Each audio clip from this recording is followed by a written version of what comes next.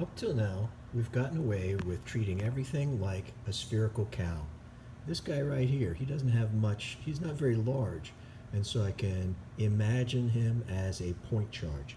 Same thing with the eraser. But what about if I have some object like this that extends throughout space?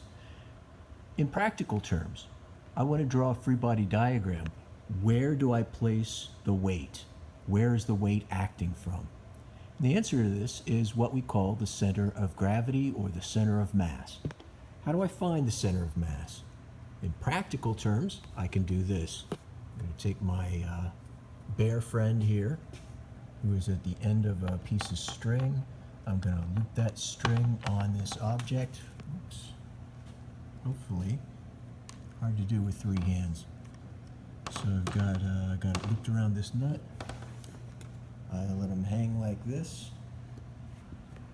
And that plumb bob is going to go through the center of mass. So all I have to do right now is draw a line along the length of the string, and that's my first clue.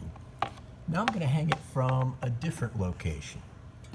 And I was clever enough to put a bunch of screws in this object here so that I can hang the plumb bob from different locations. So it's now swinging from this nut right here, and we see that we now have a plumb bob falling like this. Not very straight, is it? But it's going to go through that same spot right here. And now I'm going to take the third one. And I hope I've done this right. Yeah, this one I haven't done yet. And I'm going to hook this plumb bob through the place where it's swinging. The plumb bob's going to go down right through the center of mass. So you see that it intersects with both those other lines. This is one way that we can determine the center of mass. Now, let me do a different object here. This is kind of a nice little parlor trick you might want to try on your own. I've got a meter stick here, and let me pull back a bit. And I'm going to put my fingers under the two ends here and bring my fingers apart.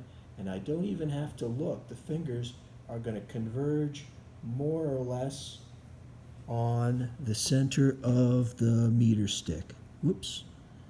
There it is. There's my fingers. Well, 48's not too far off. Why does this work?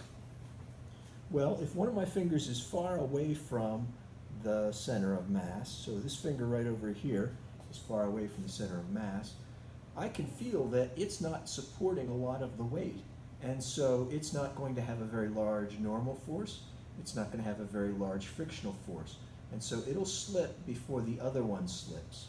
And then when I start to get closer together, now they're sharing the weight more equally, and eventually a little give and take. Once again, I come up to about 48 for my two fingers.